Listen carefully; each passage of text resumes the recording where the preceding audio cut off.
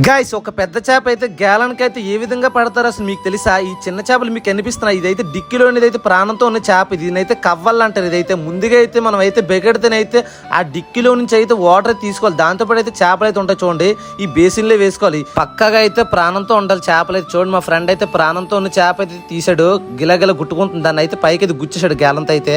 కాసేపుట్లో అయితే విసిస్తారు చూడండి మా మామ అయితే ఏ విధంగా విసుతున్నారు నీటిలో అయితే. ఇలా వేసుకున్న గేలలు అయితే 1 by 1 అయితే చాలా ఫాస్ట్ గా విసరాలి, ఎందుకంటే మన బోట్ అయితే పక్కగా రన్నింగ్ లో ఉండాలి. ఎందుకని అలా అయితే చేపలు అయితే పడుతుంటాయి. మన బోట్ వెళ్తుంటే చేపలు అయితే పడిపోతుంటాయి లాంగ్ లో అయితే.